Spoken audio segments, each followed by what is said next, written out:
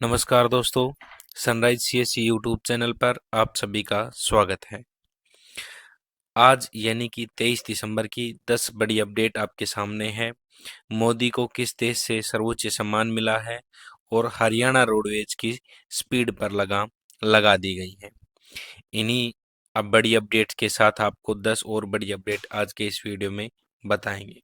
सबसे पहले हमारी जो अपडेट रहने वाली है वो है दोनों देशों के बीच बेहतर रिश्तों के लिए पीएम को कुवैत का सर्वोच्च सम्मान यानी कि कुवैत देश का सर्वोच्च सम्मान मिला है। मोदी को ऑर्डर ऑफ मुबारक अल कबीर से किया सम्मानित। मजबूत होगी दोस्ती, आतंकवाद रोधी सहयोग बढ़ाने का संकल्प लिया। बयान पैलेस में शानदार स्वागत। कुवैत के शीर्ष नेतृत्व के साथ पीएम मोदी ने की व्यापक वार्ता।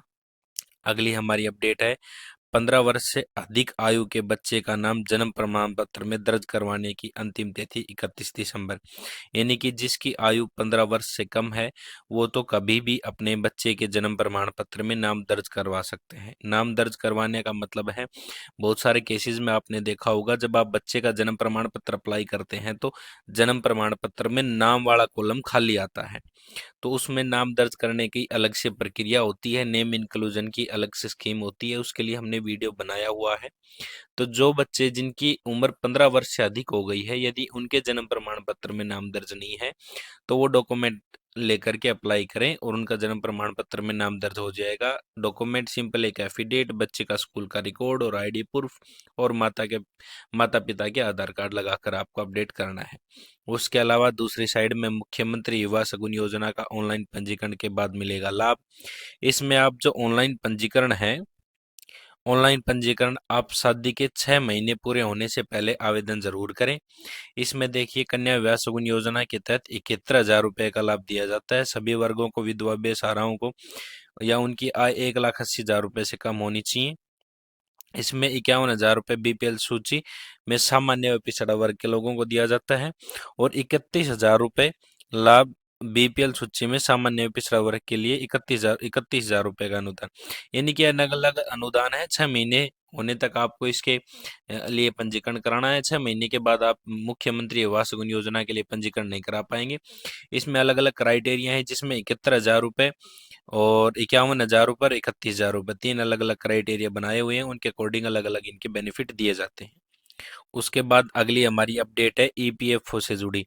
ईपीएफओ से कम मिल रही पेंशन के 3,000 रुपये तक पूर्ति करने की योजना लागू।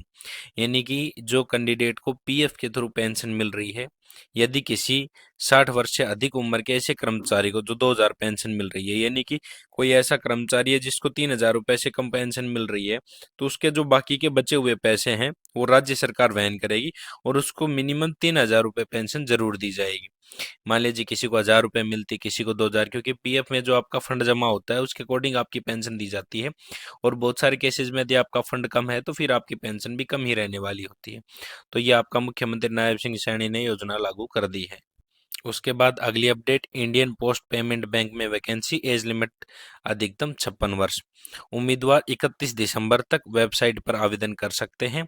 इसमें हम पद की बात करें तो असिस्टेंट मैनेजर, मैनेजर और सीनियर मैनेजर के लिए बी टेक पोस्ट ग्रेजुएशन वाले आवेदन कर सकते हैं। आईटीआई में 3 साल के एक्सपीरियंस वाले उम्मीदवार को प्रेफरेंस दी जाएगी। इसमें अलग अलग पोस्ट वगैरह बता रखी हैं। वहीं अगली रिक्वायरमेंट की हम बात करें तो इसमें बताया हुआ पावर ग्रिड कॉरपोरेशन इंडिया के ट्रेनी ऑफिसर के पदों पर वैकेंसी। इसमें उम्मीदवार 24 दिसंबर तक आवेदन कर सकते हैं और अधिकतम इसकी जो एज लिमिट है वो 28 साल है। आवेदन शुल्क आपका 500 रुपये रहने वाला है। उसके बाद अगली हम रिक्वायरमेंट की बात करें तो एनएचपीसी के मेडिकल ऑफिसर पदों पर वैकेंसी। 30 तक भरे आवेदन फॉर्म। 30 दिसंबर तक आप आवेदन फॉर्म भर सकते हैं। एज लिमिट 30 से 35 रहने वाली है। आवेदन शुल्क यहाँ आपका 708 रुपये है। अगली हमारी है अपडेट, एनआई में डाटा एंट्री ऑपरेटर के लिए आवेदन शुरू। उम्मीदवार 8 फरवरी तक अपना आवेदन फॉर्म भर सकते हैं। नेवली लिग्नाइट कॉरपोरेशन में 588 पद पर आवेदन, ग्रेजुएट कर सकते हैं इसके लिए आवेदन और इसकी अंतिम तिथि आपकी 23 दिसंबर रहने वाली है। 23 दिसंबर तक आप आवेदन कर सकते हैं। उसके अलावा एक अपडेट यहाँ पर है, पीजीटी अंग्रेजी स्क्रीनिंग, हाईकोर्ट पहुंचे आवेदक। 33% गलत होने पर भी रिजल्ट घोषित, एचपीएससी को नोटिस।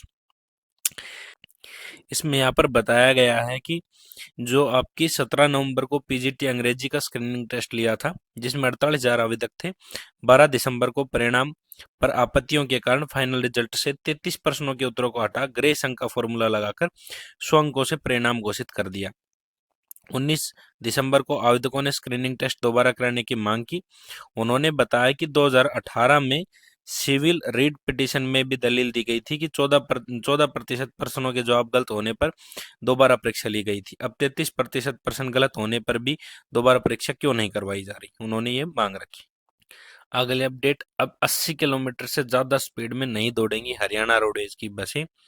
10 से ज्यादा रात्रि ठहराव तो मुख्यालय से होंगे बिल पास। इसमें बताया गया है कि कैंडिडेट ने सीएम विंडो लगाया था, तो उसके आधार पर बहुत सारी शिकायतें पहले भी आई हुई थी। उसके आधार पर हरियाणा रोडवेज के लिए नोटिस जारी कर दिया गया है। जो 80 किलोमीटर प्रति घंटा की जो स्पीड आपकी रहने वाली है, वो बड़ी रूट की जो रोडवेज है उनके लिए है, और जो सामान्य गांव में जो लोकल रूट पे बसें चलती हैं उनके लिए जो स्पीड लिमिट है वो और भी कम कर दी गई है, और इसके तहत नोटिस भेज दिए गए हैं। अगली हमारी अपडेट है इंडियन आर्मी में रिलेशन की ओपन भर्ती के लिए। ये आपका 3 EME सेंटर भोपाल रहेगा, जिसमें 7 जनवरी से 19 मार्च तक की आपकी ये भर्ती रहेगी। एज लिमिट यहाँ पर इन्होंने बता रखी है 17 साल 6 महीने और उनसे 21 साल तक, और इसकी अलग से नोटिफिकेशन भी आप साइट पर देख सकते हैं। इसमें इन्होंने डेट बताया हुआ है, अग्निवीर जीडी के लिए 7 जनवरी, अग्निवीर टेक्निकल के लिए 10 जनवरी, ऑफिस असिस्टेंट 13 जनवरी और ट्रेडमैन के लिए 15 जनवरी। इसमें जो डॉक्यूमेंट की रिक्वायरमेंट है वो बताई हुई है। ये आपका आर्मी का ऑफिशियल नोटिफिकेशन है, डिटेल नोटिफिकेशन आप साइट पर पढ़ सकते हैं। अगली हमारी अपडेट है, ई चालान का मैसेज आए तो हो जाए सावधान, साइबर अपराधी फर्जी साइट से भेज रहे हैं मैसेज। यानी कि आपके फ़ोन में मैसेज आता है कि आपका गाड़ी का कहीं चालान हो गया है और स्पीड का या फिर नो पार्किंग का, तो उसमें एक मैसेज आता है, मैसेज पे एक लिंक दिया होता है और आप उसको चालान की डिटेल चेक करने के लिए डायरेक्ट उस लिंक पर क्लिक कर देते हैं, जिससे आपके खाते से पैसे डेबिट हो जाते हैं या फिर आपके फ़ोन को हैक कर लिया जाता है। तो सावधानी रखें इस चीज़ में, और आप जो भी साइट खोलें तो साइट में एक विशेष ध्यान रखें, जो आपका लास्ट में gov.in होता है ना, वो आपकी ऑफिशियल वेबसाइट होती है। इसके बगैर जो भी साइट है वो अनऑफिशियल साइट है। या फिर यदि आपके पास कोई मैसेज आता है तो डायरेक्ट आप गूगल पे ई चालान की वेबसाइट पे जाकर के आपका गाड़ी नंबर डाल करके देखें, ना कि मैसेज में आए हुए लिंक पर आप क्लिक करके देखें कि आपका चालान कटा है या नहीं कटा है। ऐसे फ्रॉड आजकल बहुत ज्यादा हो रहे हैं। यहाँ पे दो अपडेट, लाखों युवा कब तक सीईटी के लिए तड़पेंगे। दूसरी अपडेट, मुख्यमंत्री न्यायाधीश श्रेणी फैसले तो सही करते हैं मगर लागू होने में आनाकानी क्यों। इसमें बताया गया है कि मुख्यमंत्री श्रेणी ने बोला था कि हम बहुत जल्द सीईटी करवा देंगे, जिसके लिए युवा अभी भी वेट कर रहे हैं, लेकिन सीईटी का कोई गाइडलाइन जारी नहीं हुई है। उसके अलावा जो नीचे बताया गया है उसमें बताया गया है कि जो कर्मचारियों के लिए इन्होंने बोला था कि हम सिक्योरिटी देंगे, जॉब की सिक्योरिटी, उसका भी अभी तक कोई ऑफिशियल गाइडलाइन जारी नहीं हुई है।